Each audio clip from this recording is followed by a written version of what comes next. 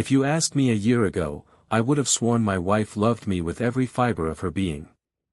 Funny thing is, betrayal doesn't start with fireworks, it starts with little things you almost don't notice.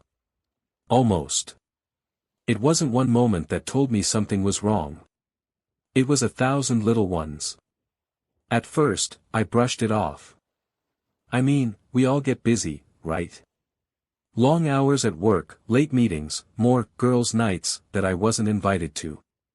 The first few times she came home late, I didn't even blink. I told myself she deserved a life outside of me. That's what a good husband does, right? Trusts. But trust is a dangerous thing when it's handed to the wrong person. The changes started subtle. Her smile didn't quite reach her eyes anymore. The kisses goodnight were quicker, more mechanical, like checking off a box. She used to tell me everything, silly work drama, what she ate for lunch, a funny meme she saw. Suddenly, conversations dried up.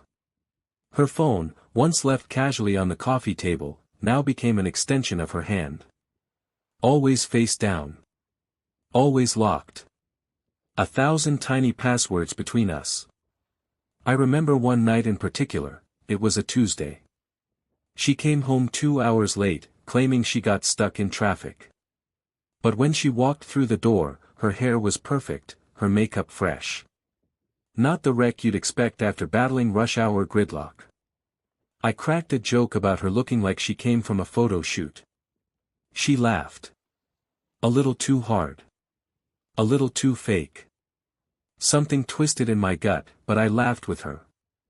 Because that's what you do when you love someone, you give them the benefit of the doubt. Even when the doubt is starting to gnaw at you from the inside out. The next change was in the bedroom. It wasn't that she pulled away, no, that would have been too obvious. It was worse. She went through the motions, acted like nothing was wrong. But there was a new distance, a wall that no amount of touch could break down.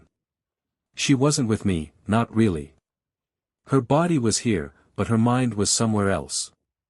With someone else, maybe. I didn't want to believe that. Not yet. Some nights I'd lie awake, listening to her breathe beside me, wondering who she was dreaming about. Was it me, the man who built a life with her? Or some stranger who made her heart race again? One night, I caught a glimpse of a text flashing on her screen. Just a first name. A man's name. Before I could even react, she snatched the phone like a guilty teenager and mumbled something about work. Work. Always work.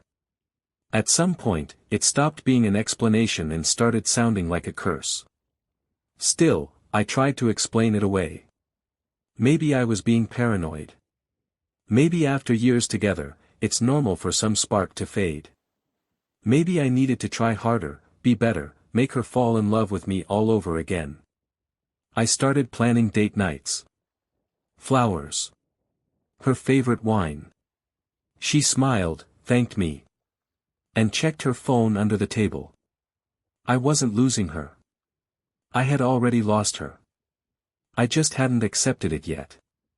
And somewhere deep inside, I already knew. This wasn't going to end with a simple conversation or a tearful apology. This was a crack in the foundation of my life, and it was only going to get worse before it got better. But at that time, I still clung to the lie we all tell ourselves when we're too scared to face the truth. It's probably nothing. Spoiler. It was everything. Funny how you can know something deep down.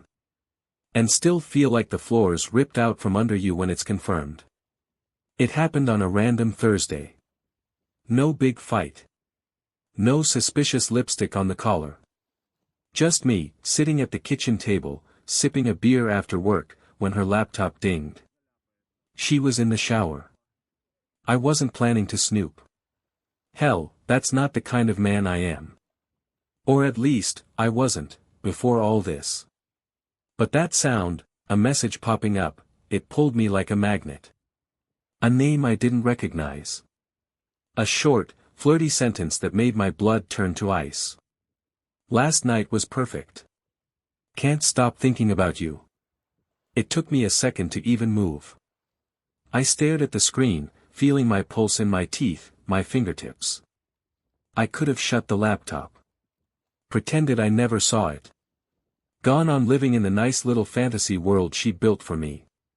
But something inside me, something raw and furious, said no. I opened the conversation. The thread was long. Not just flirty little messages. Plans. Meetings. Jokes. Private things a husband should never have to read about his wife. Some of them, graphic enough to make my stomach twist. It wasn't just emotional. It wasn't just a moment of weakness. This was a full-blown, ongoing betrayal. Calculated. Willful. She had given pieces of herself to someone else, pieces she once promised were mine alone. I didn't even realize I was shaking until I tried to set the laptop down and nearly dropped it. The shower turned off upstairs. I heard the curtain slide open. Heard her humming like nothing was wrong, like my world wasn't crumbling 2 rooms away. I stood up slowly. I didn't confront her. Not yet. No shouting match. No accusations. That's not how you win a war. Instead, I took out my phone and started taking pictures. Screenshots of every message, every timestamp, every filthy little word. Cold. Methodical. I needed proof. Not emotion. I tucked the laptop back exactly how it was and went back to my beer. When she came down, towel wrapped around her hair, fresh and glowing like some angel I no longer recognized, she smiled at me. "Hey, you look tired," she said, leaning in to kiss my cheek. I flinched. She noticed. Of course she noticed. A flicker of guilt passed across her face so fast you might have missed it if you weren't looking for it. "I'm just tired," I said. My voice was steady. She relaxed. She thought she was safe. That night, lying in bed next to her, I stared at the ceiling for hours while she slept peacefully beside me. I thought about every holiday, every birthday, every "I love you" that was supposed to mean something. I thought about the promises we made when nobody else was around to hear them. And I thought about the fact that somewhere, there was a man walking around who thought he had one. No. Not yet. The worst mistake people make when they're betrayed is thinking they have to react immediately. Yelling. Throwing things. Crying. Begging. That's what she would expect. That's what he would expect. Not me. I was going to do this my way. The right way. I wasn't just going to leave. I wasn't just going to scream. I was going to burn the whole rotten facade down around them. Brick by brick, piece by piece. And they weren't even going to see the match until the flames were licking their faces. Because there's one thing you should never, ever forget. A man who's been betrayed, and stays quiet. He's not broken. He's sharpening his knife. There's a moment after you're broken when everything suddenly becomes crystal clear. It was about 3 a.m. when I finally got out of bed. She was snoring softly beside me, clueless, while I stood in the dark staring at her like a stranger. No more tears. No more bargaining. No more giving her chances she didn't deserve. I grabbed my keys and drove. Didn't even know where at first. I just needed to be away from her, away from the house we had built together, the lies woven into the very walls. I ended up in the parking lot of a 24-hour diner, sitting there with a cold cup of coffee going untouched in front of me. And that's where the plan started. Step 1, collect evidence. Not just screenshots of some texts. Real evidence. Enough to make it airtight when this thing hit court. I wasn't going to give her a single inch to lie her way out of it. The next morning, while she was out running errands, I searched the house. Phone records. Bank statements. Credit card charges for hotels and restaurants she'd never mentioned. I dug through the ashes of our marriage like an archaeologist, unearthing every little betrayal she thought she had hidden. And every piece of it, I catalogued, photographed, time-stamped. Cold. Systematic. Step 2, lawyer up. Not just any lawyer. I wanted a shark. Someone who didn't just play defense, someone who went for the throat. I asked a close friend, a guy who'd gone through a messy divorce a few years back, and he gave me a name, Daniel Crenshaw. Reputation, brutal but professional. Exactly what I needed. I called Daniel's office, set up a meeting for the next day. When I sat across from him, I didn't even have to say much. I handed him a neatly organized folder of everything I'd found. He flipped through it slowly, nodding. "You did half my job already," he said, a half-smile tugging at the corner of his mouth. "Smart man." I nodded once. "I'm not here to make a scene," I said. "I'm here to win." Daniel leaned back in his chair. "You will." Step 3, set the stage. Now came the hardest part. Pretending everything was normal. For weeks, I smiled when she came home. I kissed her on the forehead. I let her think she was getting away with it. Inside, I was a frozen wasteland. But on the outside, I was the same old dependable husband she thought she could keep fooling. It gave me time to tighten every bolt in the machine I was building. Financial accounts. Separated. Shared passwords. Changed. Custody options for the kids. Reviewed. Every night I lay beside her, I imagined the future. A future where she had no home, no alimony, no sympathy. Where she'd be exposed for exactly who she was, not just to me, but to everyone who mattered. Her parents. Her friends. Even her precious co-workers. The day of reckoning was coming. And she was sleepwalking straight into it. Because when you tear a man's life apart, you don't just get a broken heart. You get a man who knows how to rebuild. And this time, I was going to rebuild without her. You only get one shot at a moment like this. One shot to show the world, and her, exactly what she destroyed. It had to be perfect. So I picked the setting carefully. Her parents' 40th wedding anniversary. A big backyard party. Family, friends, co-workers. Everyone she cared about. Everyone she desperately wanted to impress. She spent weeks planning for it. I let her. Smiled and nodded while she stressed about centerpieces and seating charts. Watched her obsess over the playlist, the menu, the guest list. Completely unaware that the biggest item on the agenda was about to be her downfall. When the day came, I wore my best suit. Gave her a kiss on the cheek when we left the house. Played the loving husband role to perfection. As we pulled up to her parents' house, she squeezed my hand, nervous about everything going perfectly. I squeezed back. Not because I loved her. But because I loved the knowledge that, by sunset, nothing in her life would ever be perfect again. The first couple of hours went by like any other party. Polite small talk. Laughter. Drinks flowing. I mingled, smiled, made jokes. She was glowing. Radiating pride. The perfect daughter. The perfect wife. The image she had spent so long curating. And then it was time for the speeches. Her father stood up first. Said a few heartfelt words about love, loyalty, family. I almost laughed. Then he handed the microphone to me.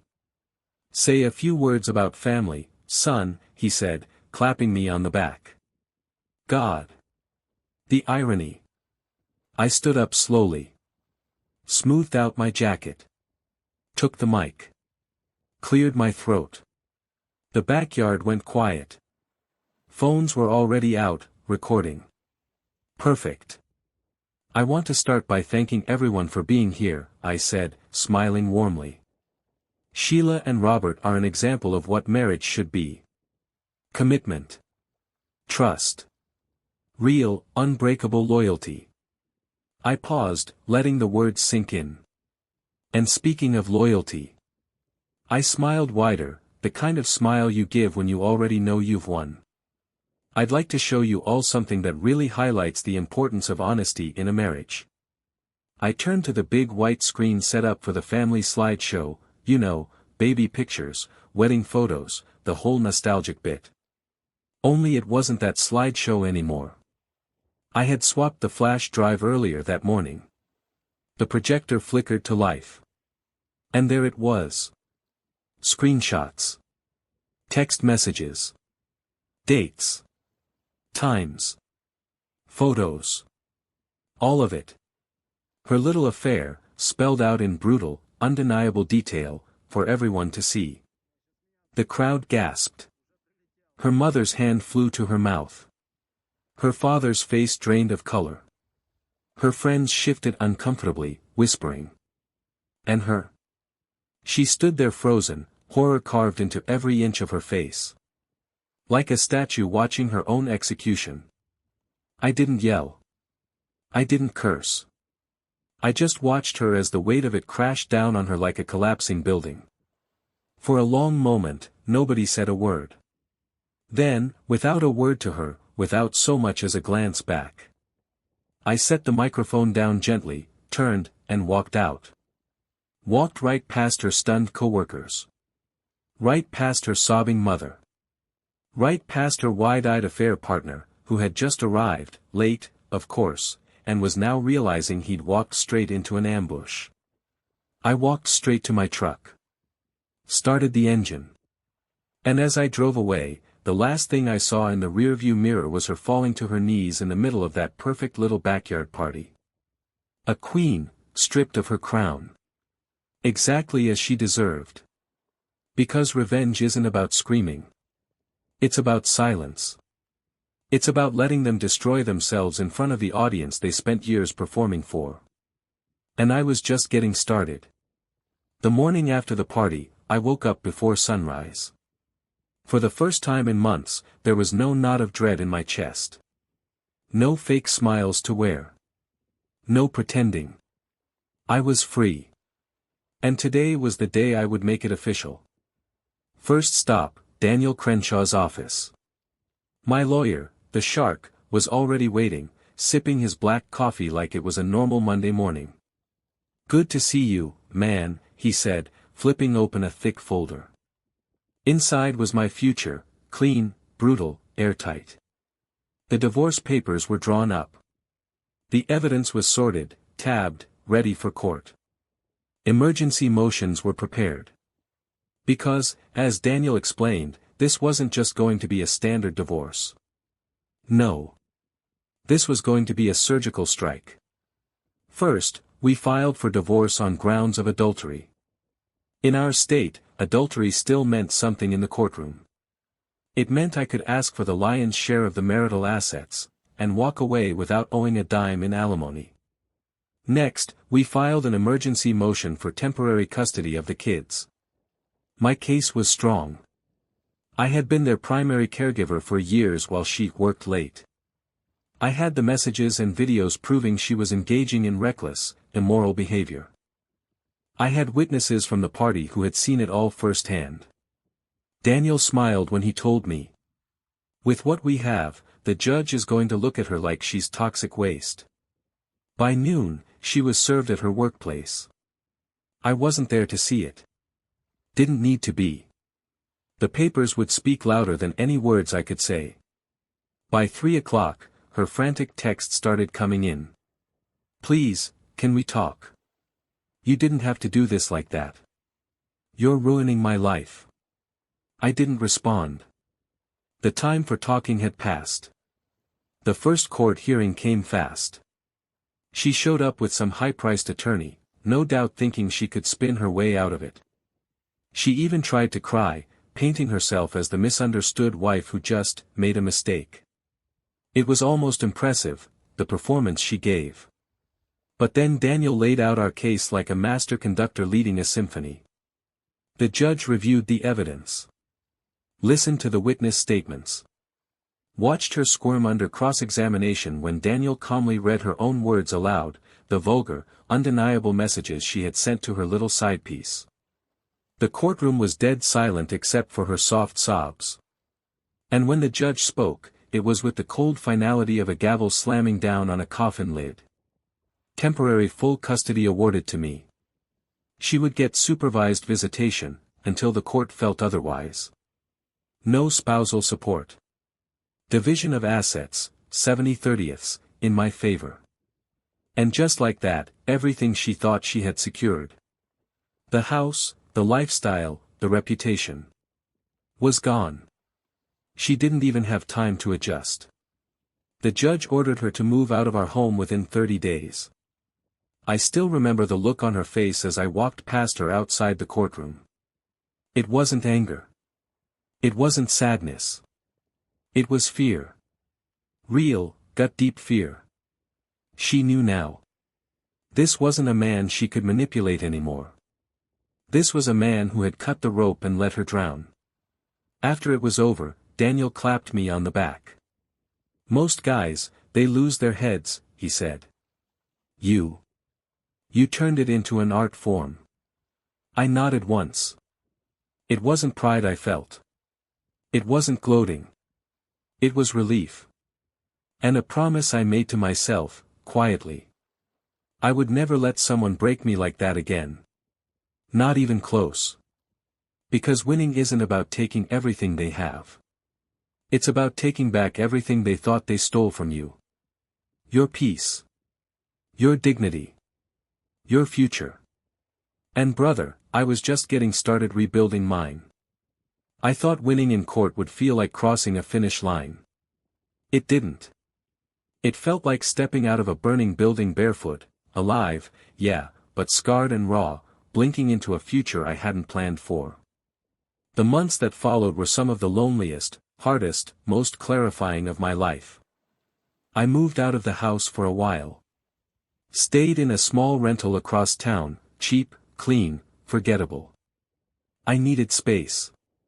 Not just from her, but from the memories clinging to every wall, every carpet fiber, every echo of laughter that didn't mean what I thought it did. At first, it was brutal. You get used to being two people. You get used to someone being there, even if they betrayed you, and suddenly it's just silence. You realize how much noise you were tolerating just to avoid facing the truth. The first few nights, I barely slept. I sat at the kitchen table with a bottle of water, staring at the wall until the sun came up. But slowly, very slowly, I started pulling myself out of it. I got back into the gym. Not for revenge. Not for looks. For me. Pushing weights, feeling my muscles burn, breathing hard until everything else drowned out, it was the first real peace I'd felt in months. I changed my diet. Cut out the junk. Cut out the alcohol too. I needed a clear head, not a crutch. Some mornings, I'd wake up at 5, slip on a hoodie, and go for long runs before the world even turned its lights on. It wasn't about punishing myself. It was about reclaiming something, my discipline, my will, my damn life. Professionally, I doubled down. Work became a weapon, a forge. I took on more projects. Said yes to promotions. Started saving aggressively, building a future that didn't depend on anyone but me. The money was good, better than ever, but it was the control that mattered more. Every dollar in the bank was a reminder. Nobody gets to take anything from me again. I also rebuilt my circle. I cut out the mutual friends who picked sides or stayed silent when the truth came out. If you have to wonder where someone's loyalty lies, you already have your answer. Instead, I reconnected with real friends, people who showed up, no questions asked, no awkward pity in their eyes. And most importantly, I focused on my kids. Not as a crutch. Not as a distraction. As a promise. That no matter how much wreckage she caused, they'd still have a father who showed up every damn day. A father they could respect. A father who didn't just survive betrayal. He crushed it under his boots and kept walking. One night, maybe 6 months after the divorce was finalized, I caught myself smiling. For no reason. No new relationship. No big win at work. No sudden fortune. Just sitting on the front porch, drinking black coffee, watching the sunrise. And I realized. I was happy. Truly, quietly happy. Not because someone loved me. Not because I was proving anything. Because I loved the man who looked back at me in the mirror. For the first time in years, I respected him again. Pain doesn't forge weakness. It forges steel. If you let it. And brother, I was made of steel now. It's funny. You don't really know who you are until everything you thought you needed gets ripped away. When I look back now, I don't feel anger anymore. I don't feel sadness. I feel clarity. I see a man who went to war for his soul. And won. The first lesson. Trust is a gift, not a guarantee. It's earned every day, not given blindly because you love someone. I used to think loyalty was enough to make a marriage work. But loyalty without honesty? Without respect? It's just a slow death you don't realize you're dying from until it's too late. The second lesson. Pain isn't your enemy. Comfort is. Pain wakes you up. Pain shows you who your real friends are. Pain carves the weak parts out of you, if you let it. And once you walk through hell without breaking, there's not a damn thing in this world that can touch you the same way again. I rebuilt everything she tried to destroy. Stronger. Cleaner. On my terms. I own my house now. I run my own business. I'm in the best shape of my life, mentally, physically, spiritually. And as for love, I'm not chasing it. If it shows up someday, it'll have to earn a seat at my table. Not the other way around. I'll never beg for loyalty again. I'll never water myself down to fit into someone else's idea of love. The man I am now knows his worth. And he guards it like a fortress. The woman who betrayed me. She lives with the consequences of her choices. Her reputation. In tatters. Her relationships. Hollowed out. The sad part is, she thought she was trading up. What she really did was cash in gold for a handful of cheap dust. But I don't hate her. Not anymore. She taught me the most valuable lesson of my life. Never hand your peace to someone else to protect. It's your job. Yours alone. I'm not broken. I'm not bitter. I'm not angry. I'm free. And freedom, real, hard-earned freedom, tastes better than any fairy tale ever could. So here's to the men who've been lied to, betrayed, discarded like they were nothing. You're not broken. You're being rebuilt. Stronger.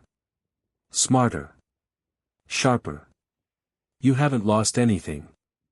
You're just clearing the runway for a better life to land. Trust me. I'm already living it. And the sky's wide open.